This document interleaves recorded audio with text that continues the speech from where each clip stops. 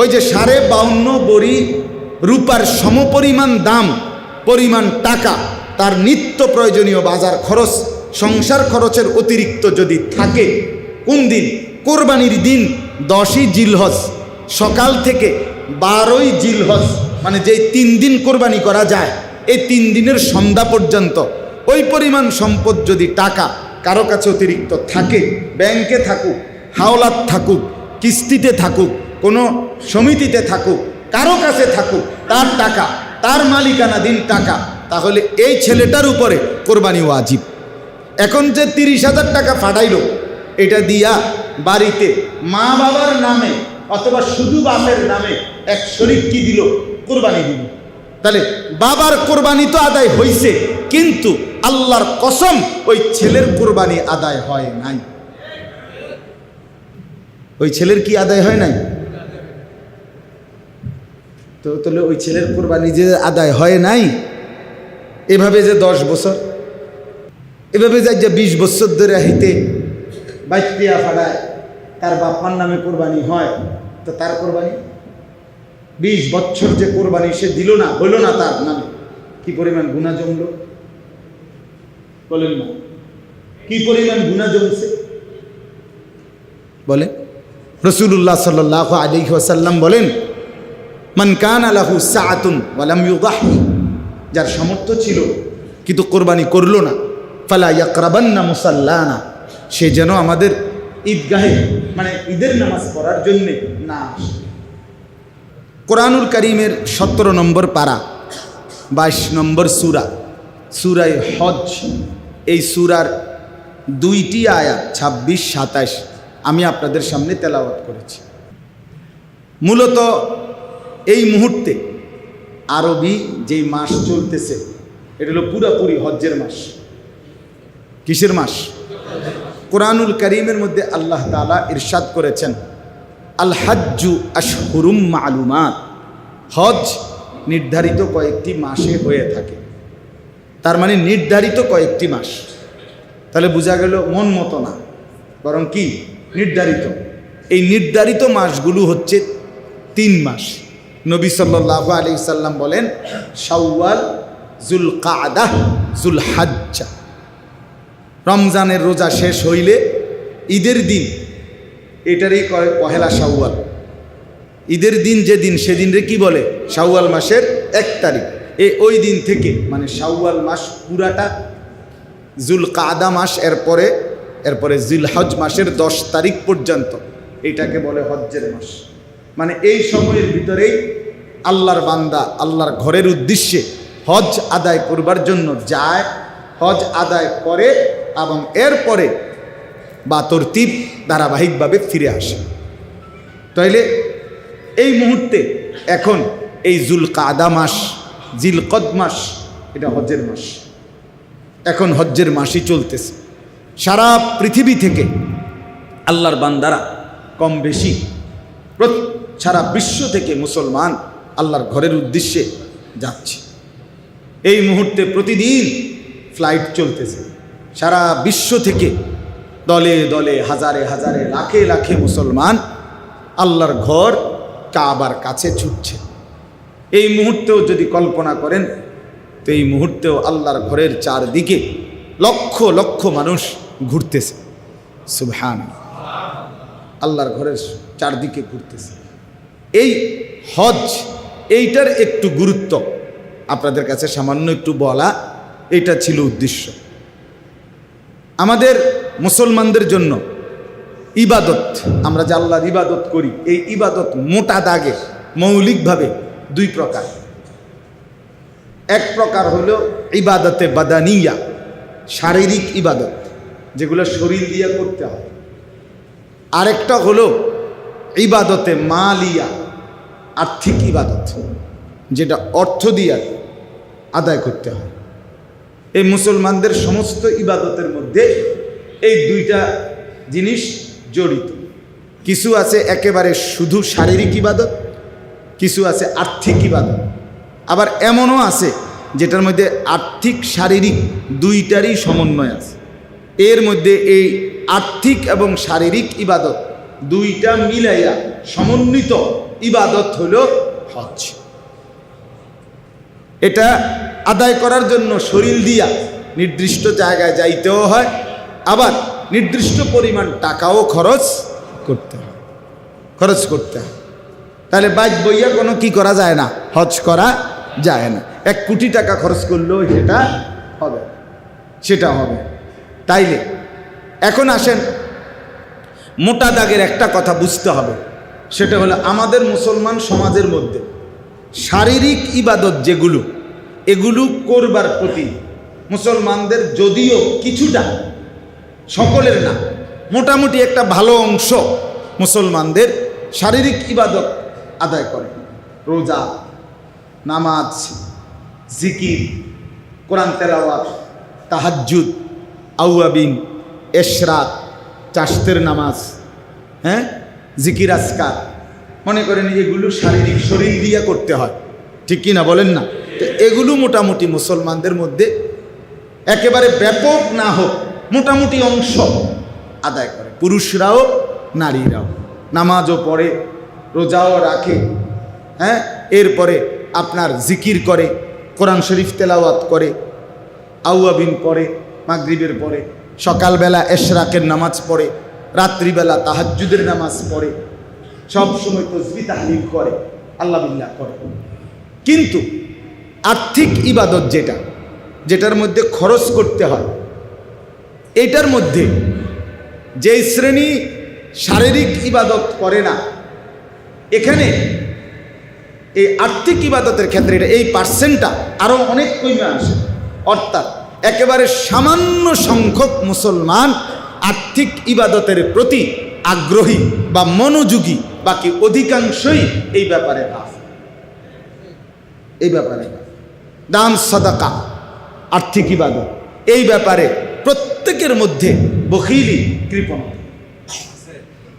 যাকাত একটি আর্থিক ফরজ ইবাদত। আর্থিক কি ইবাদত? ফরজ ইবাদত যাকাত। কিন্তু এইটা সম্পর্কে শতকরা 95-98% মুসলমান এটা জানেও না, বোঝেও না, জিজ্ঞাসার প্রয়োজনও করে। আপনি বলেন এখানে, এখন বলেন, যারা একের বাচ্চা ছেলে, কিশোর তরুণ, অবকথা বাদ দেন, যারা কিছু টাকা পয়সা রোজগার করেন, চাকরি করেন, ব্যবসা করেন, কিংবা কামাই রোজগারি আছে, জায়গা জমি আছে, তারা কয়জন এই পর্যন্ত কোনো আলেমে দ্বীনের কাছে আইসা জিজ্ঞেস করছেন যে হুজুর, আমার মোট এই সম্পত্তি, সহায় সম্পত্তি আছে, এই অবস্থায় আমার উপরে যাকাত ফরজ হইল কিনা, হইলে কদ্দুর হইল, কদ্দুর দিমু, এটা বুঝার চেষ্টা করছে নিজ গরজে, যেহেতু এটা ফরজ। এরকম মুসলমান পাওয়া যাবে একদমই অল্প, একদমই অল্প। কারো মন চাইলে কিছুটা যাকাত দেয়, কারো মন চাইলে দেয় না। কিন্তু এটা যে একটা ইবাদত এবং এটা যে ফরজ, এটা যে গুরুত্বপূর্ণ, এটার প্রতি মনোযোগ, আন্তরিকতা, যথাযথ মাসআলা বুঝা, শরীয়তের বিধান বুঝার আগ্রহ একদমই কম, একদমই কম। আচ্ছা, 2 নাম্বার, কুরবানি। এটা একটা আর্থিক ওয়াজিব ইবাদত। ফরজ আর ওয়াজিব হুকুমের মধ্যে যদিও 2টা, কিন্তু আমলের ক্ষেত্রে বরাবর। ফরজও বাদ দেওয়া যায় না, ওয়াজিবও টোটালি বাদ দেওয়া যায় না। কথা বুঝিনি আপনি? ফরজ ওয়াজিব হুকুমের মধ্যে কি আছে, এক স্তর কম বেশ। এটা ফরজ, এটা ওয়াজিব, কিন্তু পালন করার বেলায় 2টাই সমান। ফরজ বাদ দেওয়া যায়, ওয়াজিব বাদ দেওয়া যায় না। তাইলে কোরবানি একটি ওয়াজিব আর্থিক ইবাদত, কিন্তু আমাদের সমাজের কয় % মুসলমান ঠিকমতো এই কোরবানিটা আমার উপরে ওয়াজিব হলো কি না বাস্তবিক অর্থে, আমি এবারে অভাবে থাকি, আমার টাকা পয়সা কম হোক, কিন্তু আমার উপরে যদি ওয়াজিব হয় তাইলে তো আমাকে করতেই হবে, ঠিক কি না বলেন না? আমার এখন বিরাট ঝামেলা, এরপরেও আমার ছেলেটা অসুস্থ, তো তাইলে কি আমাকে ডাক্তার দেখাইতে হবে না? আমার এখন ব্যবসায় টাকা দরকার, অনেক টাকা, কিন্তু তাই বলে কি আমি আমার সংসারের বাজার করতে হবে না? তাইলে কোরবানি এটা একটা আর্থিক ওয়াজিব ইবাদত। এখন শতকরা কয় পার্সেন্ট পুরুষ নারী মুসলমান এটা বুঝার চেষ্টা করে যে আমার কি থাকলে, কি অবস্থা থাকলে, কদ্দুর সম্পদ থাকলে কোরবানি ওয়াজিব হয়, এটা বুঝার মানসিকতা একদমই কম। এটার ওয়াজও কম, এটার বয়ানও কম। মানুষও শুনতে চায় না, হুজুরও বলতে চায় না, সব মিলাইয়া গড়ে বাদ, অবহেলিত। তো কোরবানি করেন? হ্যাঁ করে। তো ওই নিজের থেকে যার আগ্রহ হয় সে কোরবানি করে। আরেকটা হইল সারা বাংলাদেশে মুসলমান যদি হয় 14 কোটি, মুসলমান যদি হয় 12 কোটি, তো এখন এই মুসলমানের ভিতরে এটার বুঝ যে না আমার উপরে কোরবানি ওয়াজিব হলো কি না, যদি হয় আমাকে দিতেই হবে, এই বুঝ নিয়া এই মাসআলা জেনে বুঝে সকলেই পালন করে বা সংখ্যাগরিষ্ঠ সংখ্যা পালন করে এমন কয়জন? এমন আপনি একটা উদাহরণ দিই, ছোট্ট একটা উদাহরণ দিলে বুঝবেন। মনে করেন ফুত বিদেশ থাকে, বাপ মা জীবিত, ছেলেটা সব সময় বাড়িতে টাকা পাঠায়, 20,000 10,000 করে 2 মাস পর পর 1 মাস পর পর বাড়িতে কি পাঠায়? টাকা পাঠায়। মা বাবা এটা দিয়ে সংসার চালায়, বউ বাচ্চা নিজেদের জীবন চলে, ভালো কথা। কোরবানি আসছে, এখন ছেলেটা বিদেশ থেকে বাড়িতে 30,000 টাকা পাঠাইছে, বুঝছেন? কিন্তু এই ছেলেটার কাছে কোরবানি ওয়াজিব হওয়া সমপরিমাণ টাকা তার কাছে আছে। 52.5 বড়ি রূপার যেই দাম, 52.5 বড়ি রূপার দাম যদি 1000 টাকা বড়ি হয় তো 52,500 টাকা রূপার বড়ি। 800, 700, 1000 কিংবা 1200 এর মধ্যে উঠানামা করে, বুঝলেন? রূপার বড়ি 3000 4000 টাকা হয় না, 1000 1200 1300 800 কখনো কমে যায় কখনো বাড়ে, এর মধ্যেই থাকে।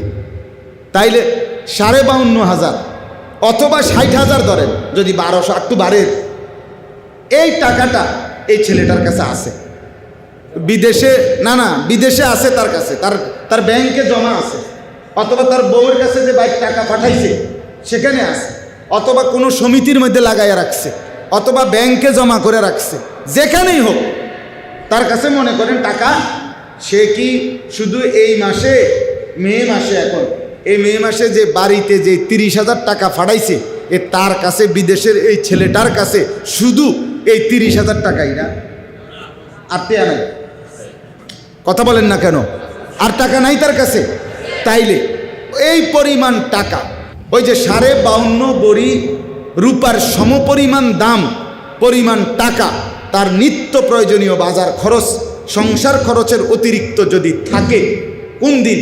কোরবানির দিন 10ই জিলহজ সকাল থেকে 12ই জিলহজ, মানে যেই 3 দিন কোরবানি করা যায়, এই 3 দিনের সন্ধ্যা পর্যন্ত ওই পরিমাণ সম্পদ যদি টাকা কারো কাছে অতিরিক্ত থাকে, ব্যাংকে থাকুক, হাওলাত থাকুক, কিস্তিতে থাকুক, কোনো সমিতিতে থাকুক, কারো কাছে থাকুক, তার টাকা, তার মালিকানাধীন টাকা, তাহলে এই ছেলেটার উপরে কোরবানি ওয়াজিব।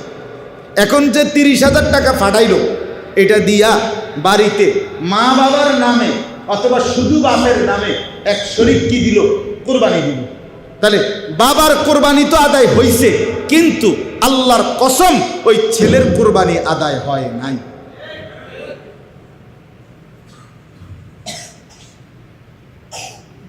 ওই ছেলের কি আদায় হয় নাই? তো তাহলে ওই ছেলের কোরবানি যে আদায় হয় নাই, এভাবে যে 10 বছর,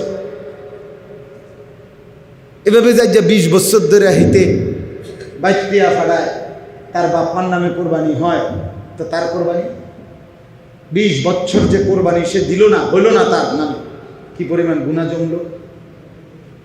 বলেন না, কি পরিমাণ গুনাহ জমছে? বলে রাসূলুল্লাহ সাল্লাল্লাহু আলাইহি ওয়াসাল্লাম বলেন, মান কানা লাহু সাআতুন ওয়া লাম ইউদাহি, যার সামর্থ্য ছিল কিন্তু কোরবানি করলো না, ফালা ইয়াকরাবান্না মুসাল্লানা, সে যেন আমাদের ঈদগাহে মানে ঈদের নামাজ পড়ার জন্যে না আসে, না আসে। তো বলে দুই ভাই চাকরি করে, ঢাকা, চিটাং, যেখানেই হোক, নবীনগর, মুরাদনগর, যেখানেই হোক, বাপ মা সহ তারা ফ্যামিলি একসাথে খায়ও না, মানে ভিন্ন হয়েছে না, কিন্তু দুজনেই দুই ভাই কি করে, চাকরি করে দুজন। তো এখন কোরবানি আসছে, দোনো ভাই মিল্লা 20,000 টাকা বা 30,000 টাকা বাপের হাতে দিছে, আব্বা একসাথেই তো আমরা, আপনার নামে কোরবানি দেন। আর ঈদের দিন গোস্ত দিলে দোনো ঘরে আমি কুদ্দুর কুদ্দুর করে কি করে দিয়ে ভাগ করে দিয়ে, অথবা এক লগে রান্দা টাইন্দা খাইব, কোরবানি না কুদ্দুর দেওন, হ্যাঁ মিল্লা জিল্লা তো গোস্ত সবাই খামো। এখন এই যে দুই ছেলে, এই দুই ছেলের কাছে তো ওই যে বাপের হাতে যে 30,000 টাকা তুলে দিল, এই টাকার অতিরিক্ত তাদের কাছে জমা কোনো টাকা নাই। তাহলে এই দুজন তো আলাদা আলাদা টাকার মালিক, তো তাহলে এই দুনো ছেলের উপরে তো কোরবানি আছে, তো এদের কোরবানি আদায় হইল কই? কথা বলেন না কেন? এদের কোরবানি কই আদায় হইল? এদের বাপের নামে না কোরবানি দিল, তো বাপের কোরবানি তো হইছে, সেটা গুনাহ না। বাপের বা আমি আমার থেকে আমার আব্বারে টাকা দেওয়া গুনাহ, আমার টাকা দিয়ে আমার আব্বার নামে যদি কোরবানি করে এটা গুনাহ না? এটা তো ঠিক আছে, আমার কোরবানিটা, আমার কোরবানিটা, আমার যদি দুইজনের দুইটা লুঙ্গি লাগতো, তো তা আমি কি আমার আব্বারে একটা লুঙ্গি দিয়া এরপরে আমি আব্বার লুঙ্গিটার দিকে চাইয়া থাকতাম নাকি? আমার যদি দুইটা জামা লাগতো, কথা বোঝেন না, বাপের একটা দরকার, আমারও একটা দরকার, তো কি নিয়ম কি? না আমি এমনি আগুন, আপনি লুঙ্গি কিনতেন নাকি? তো আমার এই ছেলের কোরবানি কই? এদের দুই ভাইয়ের কোরবানি কোথায়? এরা তো দুইজনই চাকরি করে, এদের দুজনেরই ব্যাংকে টাকা আছে, এদের দুজনের কাছেই সামর্থ্য আছে, তো এদের কোরবানি আদায় হলো না। এরা নিঃসন্দেহে গুনাহগার। এরা যেন ঈদের নামাজ পড়তে না যায়, ঈদের নামাজ পড়বে হাতের আব্বা, তোর বাপে নামাজ পড়ব শুধু, তোরা দুজনে গোস্ত খাবি, তোরা ঘরে ঘুমাই থাকবি গোস্তর লাগিয়া, গোস্ত আইনা দিলে রাইন্দা সারলে তো তোমরা গোস্ত, আর তোমরা তো গোস্তর হিসাবে কি দিছ? বুঝলেন না? তোমরা তো নামাজ পড়ানোর লেগে দিছ না, তো তোমরা নামাজে যাইও না। বুঝছেন নি কথাটা? আচ্ছা, 7 শরিকে কোরবানি, তো 6 শরিক হয়ে গেছে আলগা, আরো 6 জন, 6 ঘরের। এখন এই তারা দুই ভাই মিল্লা দুজনের উপরে কোরবানি ওয়াজিব, মানে দুজনেই আলাদা চাকরি করে, দুজনের কাছেই টাকা আছে, এখন দুজনে মিল্লা করছি কি যে আমরা বাইটাই না বুঝতো আলাদা করে ভাগ করে নেব। এখন আমরা দুইজনে মিল্লা 30,000 টাকা ওই হেই 6 শরিকের লগে আমরা এক শরিক কোরবানি দিই। হ্যাঁ, এরা দুনো ভাই মিল্লা কি দিল? 30,000 টাকা দিল, দিয়া এক শরিক কোরবানি অংশগ্রহণ করলো। কার লগে? 6 শরিকের লগে। কয় শরিকের লগে? কথাটা বুঝছেননি আমার? তাহলে এখন কি দাঁড়াইলো? এখানে দুইজনের উপরে কোরবানি ওয়াজিব হয়েছিল, এরা দুইজনের উপরেই কোরবানি ওয়াজিব, আর আগের তো কি হইয়া রয়েছে? তো এই এখন কয়জন হইল কোরবানির শরিক? একজনের কোরবানিও হবে না।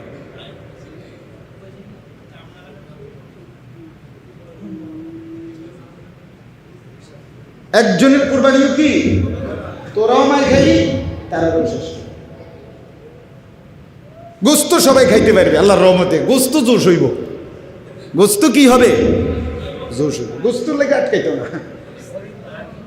কিন্তু এই গোস্তের ঝোল রুডি ইডি আর আসমানের হেদিকে আর যাইতো না, ইডি এন থেকে শেষ ঠিকানা মাত্র ডেকসির থেকে পেট, সেখান থেকে কি খালাস। আল্লাহ আমাদেরকে মাফ করে দেন।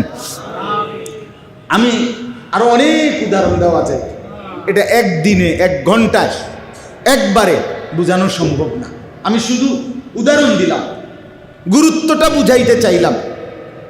কি পরিমাণ মুসলমানের উপরে কোনো মহিলা তার কাছে 1 বড়ি 1.5 বড়ি স্বর্ণ আছে। ওই কোরবানির ঈদের দিন, এই 10ই জিলহজ কোরবানির ঈদের 3 দিন, তার কাছে ওই সময় এই স্বর্ণ রৌপ্যর সাথে আরো 10,000 টাকা আছে। এগুলির ফুতেই আলগা, মা আব্বারের সংসারের যা যা টাকা লাগে টির তো দিছি, আমনের লাগে মা 10,000 টাকা 5,000 টাকা আমনেরে আলগা দিছি, এটি হাবড়াতে কইয়েন না, আমনি খরচ খরচ করেন রাখেন। এভাবে ফুতে মনে করেন এগুলিরে সবসময় টাকা দেয়। বুঝছিনি কথা? আমার আম্মা একেবারেই অসুস্থ, কিছু তেমন বুঝেও না। কেমন আমার বাসাতেই এখন আসে, থাকে, খায় দায় সব কিছু, মার কোনো কিছু দরকার হবে। আজকে সকালেও নাস্তার আগে দেখি মা টাকা দেবে, আমি বললাম মাইরি সাইকেল দুর্বনে চাই, আমি কত চাই দিয়ে 11,000 টাকা, 500 টাকার নোট সবটি, 22টা নোট, 11,000 টাকা। ওই যে আমি বড় ভাই মেজো ভাই তারা কেউ 500 কেউ 1,000 কখনো কখনো দেয় না মারে, তো মা এই টাকা এটি জমাইয়া ব্যাগের মধ্যে ফরে রয়েছে। কথা বুঝছেন কিনা বলেন? এরকম মহিলাদের মধ্যে থাকতে পারে কিনা? অ্যাভেলেবেল। আসেনি মানে আসেনি মানে আজ থেকে 20 বছর আগে 30 বছর আগে অন্যরকম ছিল। আগে আমাকে বাচ্চা দাদারা বেডিতে রাতে সাইরে নাও দিত না। আমি আমার আব্বারে দেখতাম আরেকদিকে ফিরে দেয়া বলে। কথার কথায় আগে ছিল না, মহিলারা সাহসও করতো না, বেড়ইতে টেয়া পয়সা খবর লইব, হিসাব লইব, বাবা। কেন এখন পুরুষ তার সমস্ত ইনকামের টাকা পয়সা সব হিসাব জমায় রাখে। উনি এলেন এটিএম বুথ। এটিএম বুথ বুঝেন না, যেটাতে টেয়া বাই করে। মহিলার কাছেই টাকা থাকে, মহিলার কাছে অ্যাভেলেবেল টাকা থাকে। তাহলে কোনো মহিলার কাছে যদি ওই স্বর্ণরৌপ্য এবং এই যে আলগা টাকা ওই 3 দিনে 10,000 টাকা 5,000 টাকা আছে ওনার কাছে, 1 বছর মেয়াদি না, ওই 3 দিনের মধ্যে আছে, তাহলে এই দুইটা মিলাইলে ওই যে স্বর্ণ যে আছে ওনার গহনা আর এই টাকাটা, এই দুইটা মিলাইয়া যদি 52.5 ভরি রূপার দাম সমপরিমাণ হয়, এই ধরেন দাম 52,500 বা 55,000 বা 60,000, তাহলে এই মহিলার উপরে আল্লাহর কসম নিঃসন্দেহে কোরবানি ওয়াজিব। এখন বলেন কি পরিমাণ মহিলার উপরে কোরবানি ওয়াজিব? কথা বলেন না, কি পরিমাণ মহিলাদের উপরে কোরবানি ওয়াজিব বর্তমান সময়? যেই কোনো মহিলার কাছে আপনি স্বর্ণ পাইবেন, বেডির ভ্যানিটি ব্যাগের মধ্যে খুঁজলে 5-10 হাজার টাকা আলগা পরে রয়েছে, এটি মানে ফুরানো হয়ে গেছে টাকা, এটি খরচ করে না। কি খরচ করবো না, তো কাজ নাই, অন্য কোনো হয়তো দরকার নাই, স্বামী তো সব করতেছে। তাইলে আমি আপনাদের কাছে আজকে এটা বুঝাইতে চাইলাম, আমাদের এই যাকাত, মনে করেন একজন, প্রায় সময় আমি বলি, একজন ফকির ভিক্ষা করে। কি করে? এখন তার কাছে ভিক্ষার টাকা 60,000 টাকা জমছে। এই 60,000 টাকা সে এই বছর মে মাসে ওনার কাছে রাখছে আমানত। আমি আমার টাকা দিয়ে আপনার কাছে দিয়ে রাখলাম, আমার লাগলে আমি নিব, কথার কথা। আচ্ছা, এবার এই লোকটা চলতেছে প্রতিদিন তার ওই ভিক্ষার টাকা দিয়ে, তার তো ডেইলি ইনকাম আছে, এটি দিয়ে তার কি চলে মনে করেন চলতেছে। তো এই 60,000 টাকা যেমনের টাকা এমনে আগামী বছরে মে মাস পর্যন্ত 1 বছরে এই টাকা উনি আর নেয় নাই, এটা লাগেও নাই হাতের। হাতে তো কি দিয়ে চলে? ডেইলির ভিক্ষার টাকা দিয়ে চলে। এই ভিক্ষুক এই 1 বছর যখন পূর্ণ হলো, কিসের উপরে? 60,000 টাকার উপরে। এই বছর আইসা 1 বছর পরে ওই যে 52.5 ভরি রূপার দাম সমপরিমাণ এই টাকার মূল্য কিনা? কথা বলেন না কেন? এই টাকা 60,000 টাকা, এখন 52.5 ভরি রূপার দামের তদ উপরে না, এবং এটার উপরে 1 বছর হইল কিনা? এই ফকিরের উপরে যাকাত দেওয়া এই বছর এই 60,000 টাকা। হ্যাঁ, ফরজ। তাহলে আমরা যে মনে করে নিছি জাকাত শুধু বড় লোকে দিতে হয়, এটা কোন কিতাবে বলছে? জাকাত বড় লোকের উপরে ফরজ হয়? পৃথিবীর কোনো কিতাবে, আসমানের নিচে জমিনের উপরে কথা নাই যে জাকাত বড় লোকের উপরে ফরজ। না না, শরীয়ত কর্তৃক একটি নির্দিষ্ট পরিমাণ অর্থ যার কাছে 1 বছর পরিমাণ থাকে তার উপরে জাকাত ফরজ হয়। একজন লোক একবারে গুলশান থাকে, তার বাড়ি গাড়ি আপনার 200 কোটি টাকার মালিক সে, কিন্তু তার ব্যাংকের ঋণ মিন আছে, তার ঋণ আছে, সে 250 কোটি টাকার ঋণ। আমার আপনার কাছে না 1 কোটি টাকা অনেক কিছু মনে হয়। বড় বড় শিল্পপতি, গার্মেন্টস মিল, ফ্যাক্টরির মালিক, হেরা শুরুই তো করে 100 কোটি 200 কোটি লইয়া কথাই শুরু করে দিল। কথা বুঝছেন না?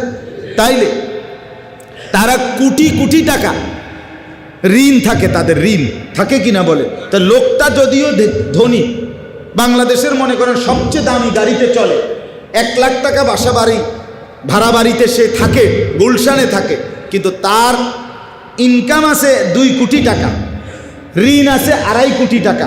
এখন এই বেটার উপরে জাকাত ফরজ? 1 টাকাও ফরজ। তো এবারে তো ধনী,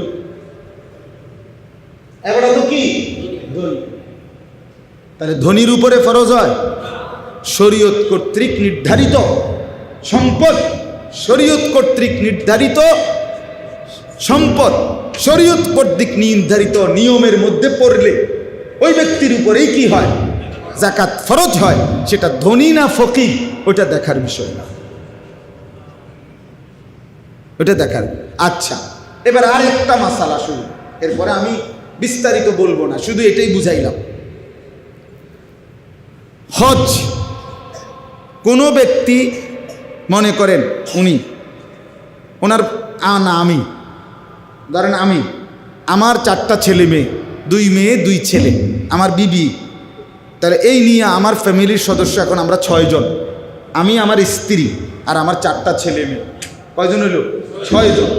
এই 6 জনের বাজার খরচ, ঘর ভাড়া, গ্যাস বিদ্যুৎ বিল, ওষুধপত্র, একেবারে মনে করেন ভালোভাবে যদি চলতে হয় 1.5 মাস বা 2 মাস লাগবে। মনে করেন 2 মাসে একেবারে বেশি ধরলাম 2 লাখ টাকা, সাপোজ ধরে নিলাম এই ফ্যামিলিটা চলতে লাগবে আমার। আর আমার একটা গাড়ি আছে ব্যক্তিগত, আমার বাড়ি আছে, মানে আমার ঘর আছে, আমার জমি আছে, গ্রামে কিনা জমি আছে আমার দেশে। তাইলে আমার যা আছে এই সবগুলো একত্র করলে দাম হিসাব ধরলে সৌদি আরব মক্কায় আল্লাহর ঘরের উদ্দেশ্যে যাওয়া, ওইখানে হজ্জের সময়কালীন থাকা, আবার ফিরে আসা, এই পর্যন্ত যেই টাকাটা লাগে, ধরেন এখন প্যাকেজ মিলাই দিছে 7 লাখ, 6.5 লাখ, 8 লাখ, কথার কথায় এটা একটা হিসাব করে দিছে না। তা এখন তো বুঝাই যায় কত লাগে, কারণ এটা তো একটা কি করে নেয়, 43 দিনের জন্য 40 দিনের জন্য একটা প্যাকেজ কইরা টাকাটা একসাথে করে কি করে নেয়। তাহলে 7 লাখ, এবছর গড়ে 6.5-7 লাখ টাকা করে হাজিরা কি যাচ্ছে, হজে যাচ্ছে। তো এখন এই 7 লাখ আর 2 লাখে কত হইল? আরো 1 লাখ ধরেন না, 10 লক্ষ টাকা। তাহলে আমার যেই সম্পদ আছে এটার হিসাব করে যদি 10 লক্ষ টাকা হয়, আমি এদেরকে সংসারের এদের খরচ দেওয়ার পরে যাওয়া থাকা আসা পরিমাণ সম্পদ আমার কাছে আছে, তাহলে এই ব্যক্তির উপরে হজ করা ফরজ। হ্যাঁ, তাহলে কি পরিমাণ মুসলমানের উপরে হজ ফরজ হয়? আমার গাড়ির দামই তো আছে 10 লাখ টাকা, বুঝেন না আমার কথা? তো আমার বাড়ির জমির দাম কত? আমার যে 18 শতক জমি আছে, আমার একসাথে কিনে একখান দিয়েছি, আরো বাপ দাদার বাপ মার থেকে যে পাইছি জমি, হেঁটে আমার দাদার আমলের জমি আছে না, আমার আব্বা মারা যাওয়ার পরে আমরা ওয়ারিস হিসাবে জমি পাইছি না। তো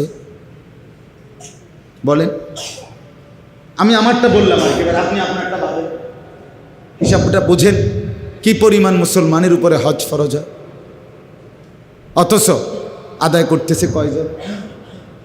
বুঝতেছে কয়জন? আচ্ছা, আমি এখন আমার সাথে আমার প্রিয় ছাত্র মাওলানা ইয়াহিয়া, সেও ভালো আলেম, বয়ান করে, কোম্পানিগঞ্জ মরক বাজার মসজিদের খতিব, ওই আসছে একসাথে, আমরা আমার গাড়িতে আসছি। আমি এখনও গাড়িতে ওরে উর্দু ফতুয়ার কিতাব থেকে পড়ে শুনাইছি। কোনো ব্যক্তির কাছে, মনে করেন নবীনগরের এই রাস্তার পাশে আমনের বসতের জমি না, আলগা জমি আছে 10 শতক, এখান থেকে যদি 2 শতক জমি বিক্রি করলে সৌদি আরবে যাওয়া, থাকা, আসা, ওই যে কইলাম 8 লাখ ধরে নিলাম, এই 8 লাখ টাকা হয়ে যাবে। আর বাকি থাকলো না আরো 8 শতক। এই 8 শতক জায়গাও যদি বেচে বাকিটা, তাইলেও তার সংসার চলবে, মানে বাজার খরচা, স্ত্রী পুত্র পরিজনের কোনো অসুবিধা হবে না। সেখানে বেচার তো প্রশ্নই নাই।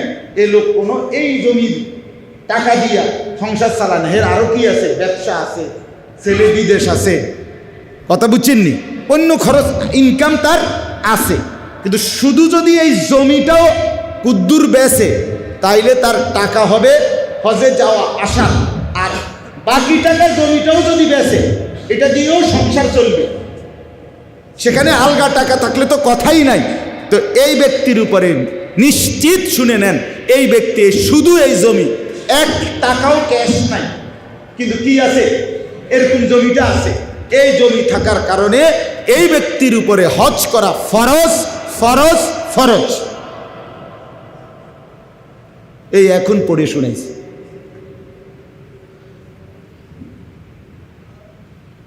হ্যাঁ, এবার বলেন মকবুল ভাই, বুঝছেন কথা কি পরিমাণ মুসলমানের উপরে হজ ফরজ?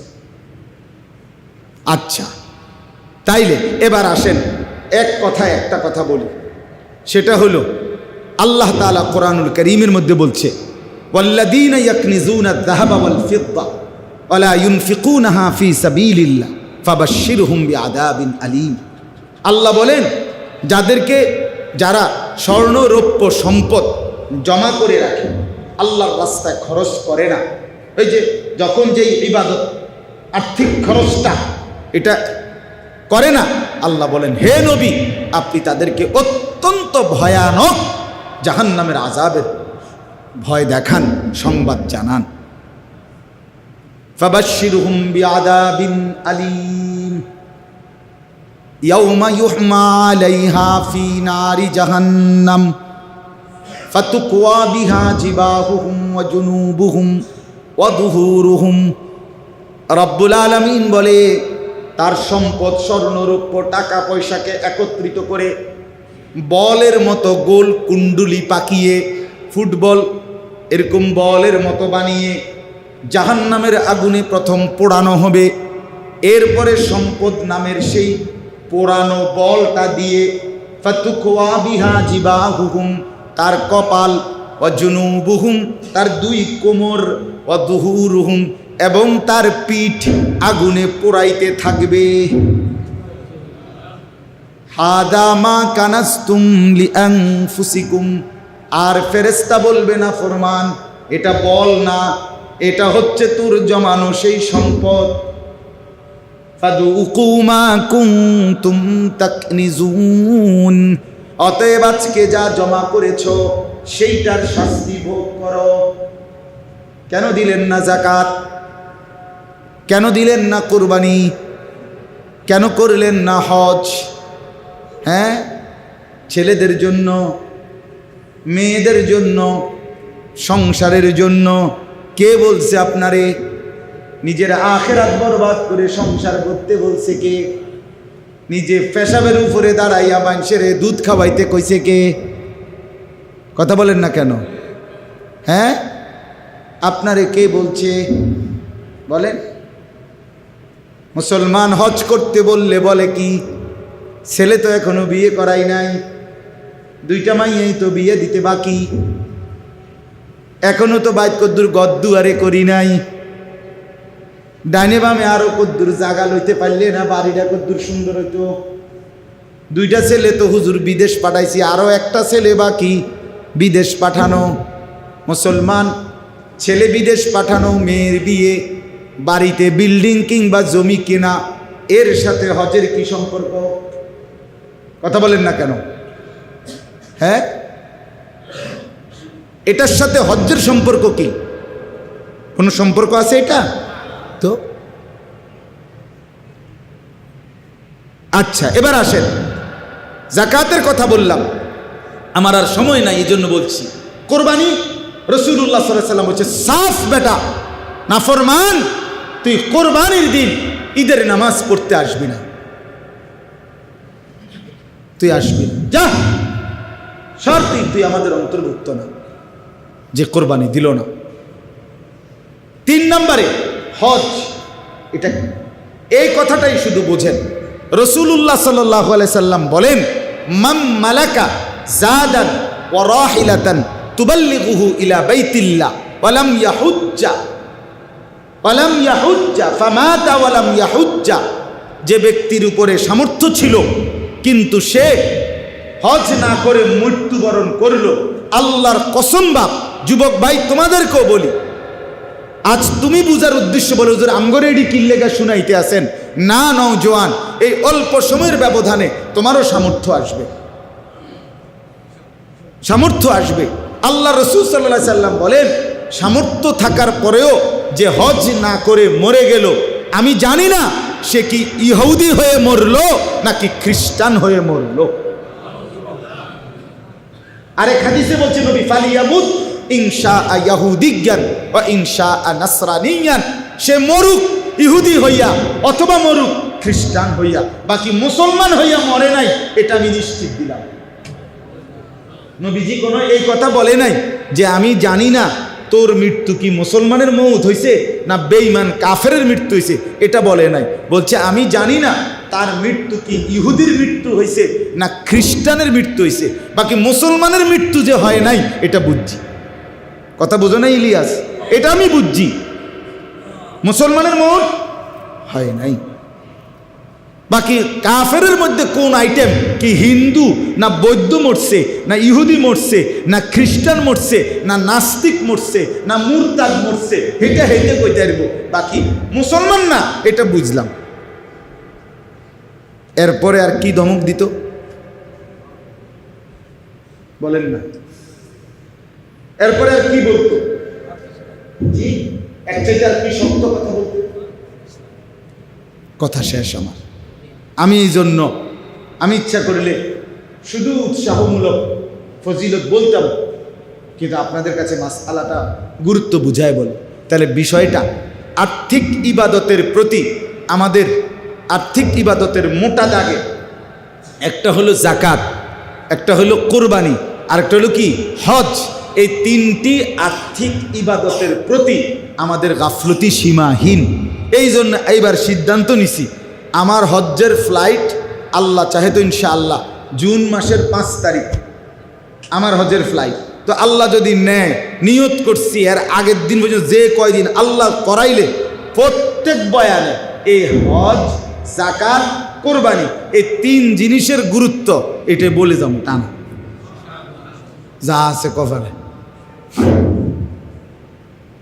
এটা বলতে হবে, এটা দরকার। উম্মতকে কে সচেতন করবে? সচেতনতা দরকার। খামখেয়ালি গেলাম হইলে কার মনে না চায়, ফোলাগা বিদেশ গেছে, ফাড়াইব কয়, হেতে তো কুইট কোঁতায়, এবারে কোঁতায়, বুঝেন নাই? সুখের আলাপ করে কয় গেলাম দইলে হজে, কিন্তু হেতে তো কইছে ফাড়াইব ফোলাগা বিদেশ। ওই ফোলাগা বিদেশতে টিয়া দিলে এবারটা হজে যাই, এবারটা জিমায় মাতালারে আপনি ডোলে কোঁতায়। হ্যাঁ, এ দেশে বইয়া বাপরে এশকে রসুলের একটা সাফাসাফি, একদম সোজা কথা, মানে মাইক খেলাইছে একদম, জিলাপি বিরিয়ানি খিচুড়ি আমি সুইরে লাইছে, উড়ে গেলাইছে নবীর এশকে। কিন্তু সামর্থ্য থাকার পরেও রাসূলুল্লাহ সাল্লাল্লাহু আলাইহি সাল্লামের রওজা মুবারকের সামনে যাওয়ার মতো আগ্রহ ভালোবাসা জন্মাইল না। মুসলমান, তুমি কিসের আশিকে রাসূল? কিসের আশিক? الحمد لله يعني عادة لا تفهم রাসূলুল্লাহ সাল্লাল্লাহু আলাইহি ওয়াসাল্লামের রওজা মুবারক মদিনা সবুজ গম্বুজের নিচে দাঁড়াইতেই পারবা না। বলে হুজুর আমার সামর্থ্য নাই, তো সামর্থ্য নাই কথা বলেন না কেন? সামর্থ্য নাই যিনি, তাকে কি বলা হচ্ছে সামর্থ্যবান? কার জন্য আপনি টাকাগুলো রেখে যাচ্ছেন? আপনার এতগুলো জমিন আপনি কার লাগা রেখে গেলেন? কার লাগা? হ্যাঁ, তো এই সন্তানদের জন্য যে রেখে গেলেন। আর আল্লাহ রাসূল বলছেন আমি জানি না তার মউত ইহুদির মউত হইল না খ্রিস্টানের মউত হইল, এর চাইতে বড় জঘন্য কথা আর কি হইতে পারে? আল্লাহ আমাদেরকে বুঝ দান করেন, আল্লাহ আমাদেরকে কবুল করেন। ধরো আল্লাহ তাআলা আমাদের প্রত্যেককে ঈমান আমলের দৌলত দান করেন। অতএব দয়া করে আমি আপনাদের কাছে অনুরোধ করলাম আপনারা প্রত্যেকেই ফিকির করবেন, বলেন ইনশাআল্লাহ। হিসাব করে শেষ কথা হলো প্রত্যেকের কাছে যারা বুঝছেন তাদের কাছে আমার একটা অনুরোধ, ডাক্তারের কাছে নিজের শারীরিক ত্রুটি রোগ লুকাইতে নাই। এটা বুঝেননি কথা? ডাক্তারের কাছে কি করতে নাই? লুকাইতে নাই। তাহলে চিকিৎসা নিখুঁত হবে না। কারণ একটা কথার কমতির কারণে ওষুধের মধ্যে কি হইতে পারে? এলোমেলো হইতে পারে, এলোমেলো হইতে পারে।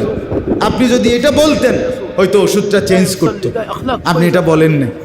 তো ঠিক এরকম অর্থ হইল এই কথা বলার দ্বারা আমি বুঝাইতে চাচ্ছি কমপক্ষে আপনারা যারা বুঝবান মুসলমান, যেদূর বুঝছেন, যদি বুঝে থাকেন একজন নির্ভরযোগ্য আলেমের কাছে আমনে কমপক্ষে লুকাবেন না, বরং আপনার আমার জমি ভিটা একটু, আমার ব্যাংকে টাকা আছে এত, আমার ক্ষেতের ফসল এত, এই এমনি এমনি মিলাইয়া আমার কাছে এই আছে এই নাই, আমনে কদ্দুর হিসাব কইরা আমারে বুঝাইয়া দেন আমার উপরে হজ ওয়াজিব কিনা, কুরবানি ওয়াজিব কিনা, যাকাত ওয়াজিব ফরজ কিনা, এটা আমনে কদ্দুর আমারে কাগজে কলমে হিসাব কইরা বুঝাইয়া দেন। এটা বুঝে নেওয়া উচিত কিনা? যদি আমি ওয়াজিব হওয়ার পরেও ফরজ হওয়ার পরেও খামখেয়ালি কইরা গাফলতি কইরা গেলাম না, তো আমার মরণ ইহুদির মরণ হইলে তখন কি হবে? তখন কি হবে? হ্যাঁ, আপনি নিজের হজ নিজে করলেন না, আপনার মৃত্যু যদি বেঈমানের মৃত্যু হয় নাউজুবিল্লাহ, তো এরপরে আমনের ফুতাইতে আমনের মরার পরে যদি একেবারে 18টা বৈষ্ণবাই হইলেও যদি 10 গ্রাম মানুষের জিয়াফত খাবার, তো কি হবে? কথা বলেন না কেন? কি হবে? থাকতে 1 টাকা, না থাকতে 1 কোটি টাকাও সমান হয় না। আমার জীবিত থাকতে আমার 1 টাকাও দরকার, আমি মরে গেলে 1 কোটি টাকাও আমার দরকার নেই। ঠিক কিনা বলেন না কেন? তো থাকতে 1 টাকা দান আর না থাকতে 1 কোটি টাকা দানের চাইতে উত্তম। এই জন্য দয়া করে আজকে এতটুকু বললাম, 2 কথা। এক কথা তো আগে বললাম যে মানুষ হিসাবে বেঁচে থাকার সার্থকতা, মানুষ পরিচয়ের সার্থকতা আল্লাহর ইবাদত। মনে আসেনি এই কথাটা? প্রথম যে কথাটা বলছিলাম যে আমি যে মানুষ, আমি যে মুসলমান, আমি যে বেঁচে আছি মানুষ হিসাবে, জানোয়ার হিসাবে না। জানোয়ার হিসাবে বাঁচতে হইলে কিচ্ছু লাগবে না। গরু, ছাগল, কুকুর, বিড়াল, সাপ বিচ্ছুর জীবন যদি কারো লাগে, তো এটার কোনো জায়েজ না জায়েজ, হালাল হারাম কিচ্ছু নেই, কিছুর দরকার নেই। কিন্তু মানুষ হিসাবে বেঁচে থাকতে হলে তাকে হালাল হারাম, বৈধ অবৈধ মেনে চলতে হবে। চলতে হবে কিনা বলেন? আল্লাহ আল্লাহ রসুলের হুকুম মানতে হবে। আর 2 নম্বর কথা হলো যাকাত, কোরবানি, হজ, এই 3টি আর্থিক ইবাদতের ব্যাপারে আমাদের প্রত্যেকের আরো যত্নবান হওয়া উচিত। উচিত কিনা বলেন? নিজ নিজ ওলামায়ে কেরামের কাছে নিজের অবস্থা জিজ্ঞেস করে বুঝে জেনে নেওয়া উচিত। আল্লাহ তাআলা আমাদের প্রত্যেককে তৌফিক দেন, কবুল করেন। আজকের এই ইসলাহি মজলিসে আল্লাহ তাআলা বরকত দান করেন। আমার যুবক ভাইরা মহব্বত করে মাহফিল সাজিয়েছে, আল্লাহ তাআলা প্রত্যেকটা ছেলেকে নেককার হিসাবে কবুল করেন। আলহামদুলিল্লাহি রাব্বিল আলামিন। আল্লাহুম্মা আনতাস সালাম ওয়া মিনকাস সালাম। তাবারাকতা ইয়া যাল জালালি ওয়াল ইকরাম ইয়া আরহামার রাহিমিন।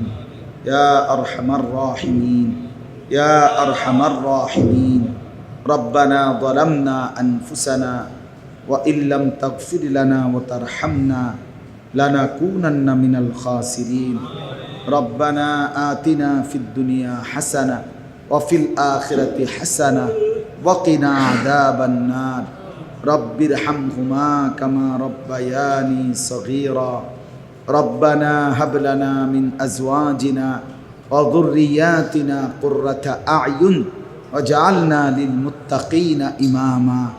মাওলায়ে করিম আপনি মাফ করে দেন, রব্বে করিম আপনি মাফ করে দেন, মেহেরবান মাওলা আপনি মাফ করে দেন, আয় আল্লাহ আপনি মাফ করে দেন, পেছনের জিন্দগির সমস্ত গুনাহ মাফ করে দেন, সামনের জীবন নেক আমল দ্বারা ভরপুর করে দেন, আয় আল্লাহ সেজদাওয়ালা কপাল বানিয়ে দেন, কাঁদনেওয়ালা চোখ বানিয়ে দেন, জিকিরওয়ালা জবান বানিয়ে দেন, মোহাব্বতওয়ালা দিল বানিয়ে দেন, বন্দিগিওয়ালা জিন্দিগি বানিয়ে দেন। আয় আল্লাহ আমাদের সমস্ত কবরবাসীদেরকে মাফ করে দেন, কিয়ামত পর্যন্ত কবরের আযাব মাফ করে দেন, কবরগুলোকে জান্নাতের টুকরা বানিয়ে দেন। আল্লাহ আমরা যারা বেঁচে আছি আমাদেরকে ঈমান আমলের দৌলত দান করেন, ইজ্জত আফিয়ত দান করেন, তাকওয়া তহারত দান করেন, হিম্মত ইখলাস দান করেন, 5 ওয়াক্ত নামাজ জামাতের সাথে আদায় করার তৌফিক দান করেন। মাওলা আমার মুরব্বী বাবা চাচাদেরকে আরও বেশি নেক আমলের তৌফিক দান করেন।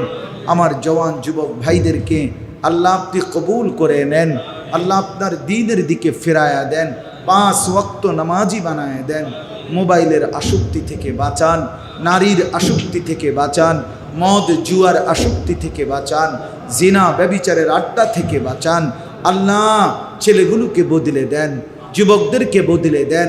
আল্লাহ আজকের এই মাহফিল যেই যুবকরা সাজিয়েছে তাদের জিন্দিগি সাজায়া দেন, তাদের চেহারা সাজায়া দেন, তাদের চুল সুন্দর করে দেন, আখলাক সুন্দর করে দেন। আল্লাহ এই মসজিদখানা কবুল করে নেন। মসজিদের প্রথম দিন থেকেই পর্যন্ত জায়গা দিয়ে, জমি দিয়ে, টাকা দিয়ে, পয়সা দিয়ে, বুদ্ধি দিয়ে, পরামর্শ দিয়ে যারা যত খেদমত করেছে সকলকে আপনি কবুল আর মঞ্জুর করেন। মসজিদের ইমাম সাহেব, খতিব সাহেব, মুয়াজ্জিন সাহেব, কমিটি, মুসল্লি সকলকে কবুল আর মঞ্জুর করেন। আয় আল্লাহ অসুস্থ বিমারি যারা শিফা করে দেন, প্রত্যেকের কামাই রুজিতে হালাল বরকত দান করেন। প্রবাসী বিদেশি যারা সহি সালামতে নিরাপদে রাখেন, আমার গোটা দেশের উপরে খায়ের ও বরকত নাজিল করেন। আল্লাহ আমার দেশের শাসক থেকে শুরু করে দিন মজুর পর্যন্ত আল্লাহ প্রত্যেককে নামাজি বানায় দেন। চাচা যান তার মার জন্য দোয়া চেয়েছে, আল্লাহ মার কবরকে নূরে নূরে ভরপুর করে দেন। যেই উলামায়ে কেরাম এসেছেন আল্লাহ প্রত্যেকটা আলেমে দ্বীনকে উম্মতের ফিকির দান করেন, দর্দে দিল দান করেন, দর্দে নববী দান করেন। রব্বিরহামহুমা কামা রব্বায়ানি সগীরা। আয় আল্লাহ মা বোনদেরকে পর্দা পুশিদা দান করেন, মা ফাতেমা রাবেয়া বসরিয়ার মতো বানিয়েই দেন। ফিলিস্তিনের মজলুম মুসলমানদেরকে রেহাই দিয়ে দেন, ইসরায়েলের ইহুদি বেঈমানদেরকে ধ্বংস করে দেন। রব্বিরহামহুমা কামা রব্বায়ানি সগীরা। সুবহানা রব্বিকা রব্বিল ইজ্জাতি আম্মা ইয়াসিফুন ওয়া সালামুন আলাল মুরসালিন ওয়ালহামদুলিল্লাহি রাব্বিল আলামিন।